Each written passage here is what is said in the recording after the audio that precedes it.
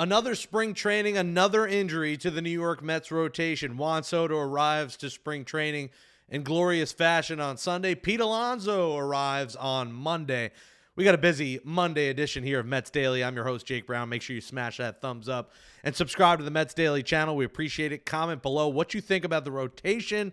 Now, Frankie Montas on Monday. We learned a high-grade lat strain, death, taxes, and injuries to the Mets rotation before the season begins. In 2022, it was Verlander. In 2022, it was DeGrom. In 2023, it was Verlander and Jose Quintana, who we'll talk about in a little bit. And 2024 is Kodai Senga. Now in 2025, it is Frankie Montas. Montas, announced by Mike Puma on Monday, will not throw for 6 to 8 weeks.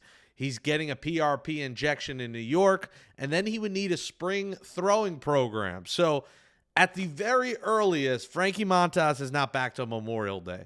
It's probably June, though. It feels like June's the earliest, and if anything else happens or there's a setback, it's later. So for 2 months in the regular season, you're probably not going to see Frankie Montas, who was slotted to be the 4th or 5th starter for the New York Mets, and the injury bug hit them early. And listen, this is why you get pitching depth for reasons like this. The Mets don't go a spring training without losing a starting pitcher. I just gave you the list. And now they were out without Frankie Montas, who, I think a lot of fans were mad that they signed so early and gave him 2 years, $34 million. And what are you doing? He's coming off a year. He almost had a 5 ERA. What's the point of paying him? And, you wouldn't be wrong in this case. What's alarming to me in this situation with Frankie Montas is, he ended up feeling it in the lat after his first side session. Like within a day or two of throwing, he was hurt, which makes me worry that what happened to that physical or what happened in the offseason? What did he do? Did he go too hard in the offseason? Did he not pitch enough in the offseason? Why after one side session on February 15th, 16th, 14th, whatever day it actually happened, is he already hurt and now out for a long period of time? So very concerning news. And now you start looking at the depth. And as we break down this rotation, the Mets are still not deviating from that 6-man rotation plan. Part of me thinks they should, and part of me thinks early in April, with those couple of off days that they have, maybe they go 5 men for the first few times through, since they have those off days and they are in warmer weather or domes, as in Miami, Toronto, Miami again, to open up the season. We'll see. But this is the rotation now. It's Manaea, Senga, 1, 2, whatever, whoever goes first. Peterson. Now Holmes is going to move up probably to 4. In my opinion, this means Tyler McGill is a lock, barring a injury, obviously, or a terrible spring.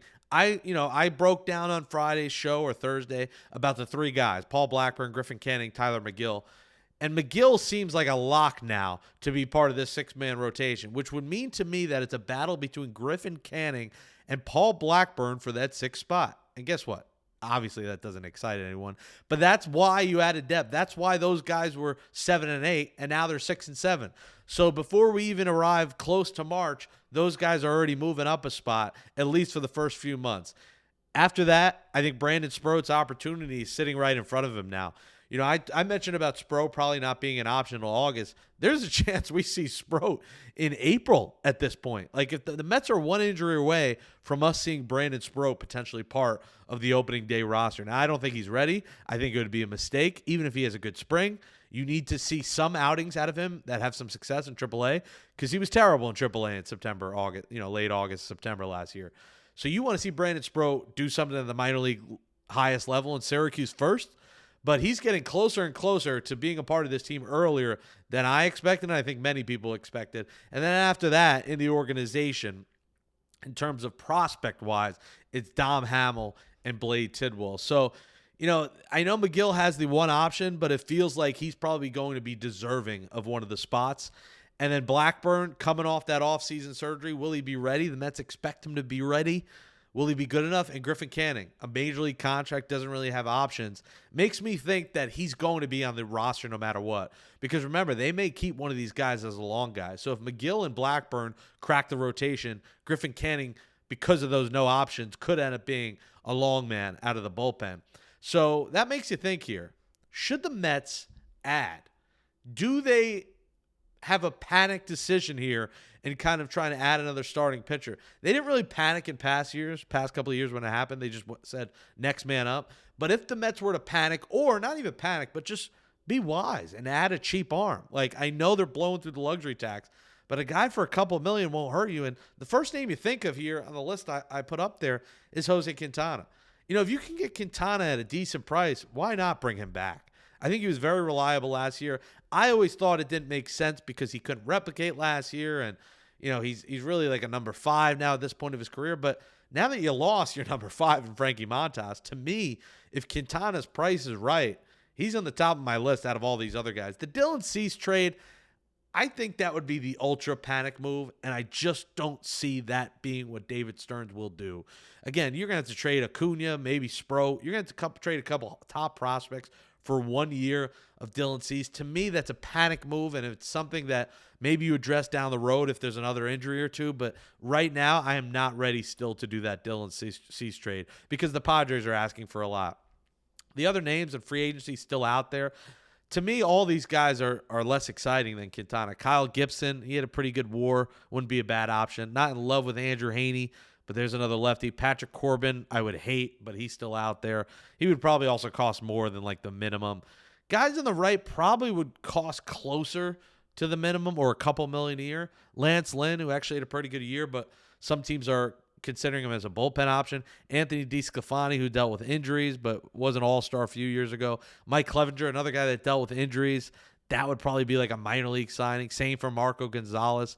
Spencer Turnbull was a starter and reliever, but put really good numbers up with the Phillies in limited time. So Turnbull wouldn't be a bad option if it costs you $1 million. But to me, if you're going to add someone, I think go with a familiar face and a guy that was liked in that clubhouse and gelled in that clubhouse. That would be Jose Quintana.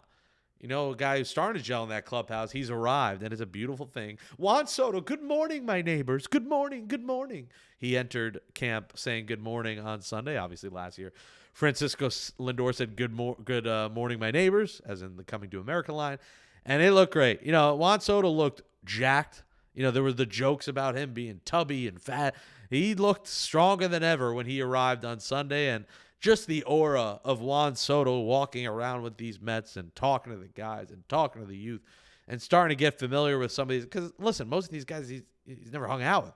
Like, he's starting to become a Met. He just got here. So it was a beautiful sight seeing him on Sunday and the videos of him being there. And, man, he could really be the Bash brothers in this lineup with guys like Pete Alonso, Mark Vientos, Francisco Lindor. I talked about it. These are all potential 30 to 40 homer guys. And, man, it's going to be exciting. Again, I think he's going to be in the 2 spot, but the aura that this guy brings, and, in his press conference, what was interesting, he talked about things he wants to get better at.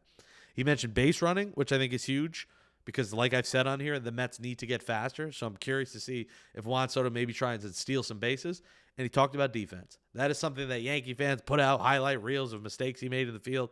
This guy's come close to being a Gold Glove candidate. He's not a great fielder, but he's come close to being on the precipice, and he mentioned how important that is to him because I think he's heard the noise. He's heard about people call him, a DH in a few years, and I think he's offended by that. And I think he wants to go out there and prove the haters wrong. And, this guy reads the messages. I have people I know he's blocked. Like, he reads his DMs. He reads the comments on his pictures. He reads every one of them. So the people who rip Juan Soto, he uses that as motivation. I'd love to see him be a great fielder in right field. The Mets went from Starling Marte to Juan Soto, and Marte at one point was the better defender, but at this point at 36 years old, he's not. So in some ways, it is an upgrade as much as people think he's not. And, man, can't wait to see Juan Soto throughout the spring, but really just can't wait to see him opening day. And, it's a lineup, like I said, the Bash brothers, Juan Soto and Pete Alonso. And Pete Alonso arrived at camp on Monday, and he spoke about being back. And, listen, Pete Alonso always has kind of the cliche lines, and he didn't really say much and never really says much and tends to repeat himself a lot. But there were a couple of intriguing things that are worth getting into, and I think it was good to just see him there. And you want to talk about buff, like Alonso looked a little bit buff. He looked like he got a little bit stronger in the offseason. So let's look at what kind of Alonso said that stood out. He said, for me, this was it. Pete, I'm reuniting with the Mets because he was asked about what other teams show interest. And he said the Mets were the real team that there was true dialogue with. He didn't mention anyone else. And, he ended it, of course, with LFGM per usual. He said, don't believe everything you read on the internet, which I found interesting. And, he mentioned the home run record. He was asked about breaking Darryl Strawberry's record. Of course, I've given it thought to be able to have that as special. If that were to happen, that's something I've been thinking about. He should get that. Like, he's 27 away. He should hit that by July or August at the latest September, assuming he's healthy. And that'll be a great moment. Hopefully he does that at Citi Field. He was asked about the exhausting negotiations, and he laughed, and he said, "Not for me." He chuckled, and he said, well, sorry, Steve. And I thought that was the fun moment of the presser. Again, he repeated himself a lot where he said, "I love this place. I love this clubhouse. This has been special to me." Kind of the stuff he said every day of the season. It gets kind of old, to be honest, for me.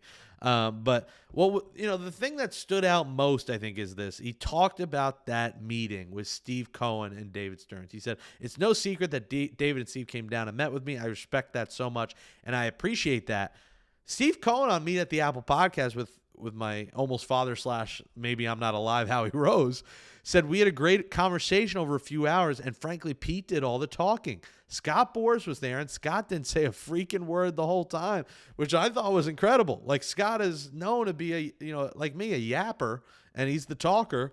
But, Pete Alonso did all the talking. And I think Pete really respected that face-to-face meeting, because he also mentioned, Steve Cohen mentioned, they didn't talk. Like, they didn't talk face-to-face or at all, really, all off-season, because Cohen mentioned the protocols are for us to deal with Scott Boras and talk to the agent. So that was really the first time they talked face-to-face. And that's like a pivotal moment. Like, that was a moment that sealed this deal. And obviously the $30 million, Pete mentioned, hey, this is great for me, being paid $30 million, more than, the highest paid first baseman. But that meeting is really what sealed the deal. So Pete Alonso, Juan Soto, the Bash brothers in Queens, hit 80 homers. What do you think of what Pete said? Let us know in the comments. What do you think of Juan Soto? Can he win a Gold Glove? And where do the Mets go in the rotation? I want to hear all your answers. Again, tomorrow's show, we'll respond to your comments on Wednesday's mailbag. But what do? Do you add Jose Quintana? Do you just trust what you got internally? Is it going to be Canning, Blackburn, McGill, and Brandon Sproat next man up? Listen, in my opinion, I think you add a starter. I don't think it hurts to add more depth. It might cost you a few million, but there's going to be another injury. It's just how it works. It's how the sport works. You're putting Clay Holmes in a spot he's never been in. So if I'm the New York Mets here, I go out and add a Jose Quintana or add someone else on that list. But Jose Quintana to me makes the most sense being a guy that was here. If you want to get this thing right, because depth is what wins. And I've commended David Stearns for putting together great 26 through 40 spots on the roster, and he's done a good job with that. But it might take another starting pitcher. Hope you all had a great weekend. Thanks for watching Mets Daily. Hit that subscribe button. Share the channel with your Mets fan family and friends. I'm Jake Brown at Jake Brown Radio. Thank you so much for watching Mets Daily, and we'll catch you tomorrow, Tuesday, February 18th, right here on Mets Daily.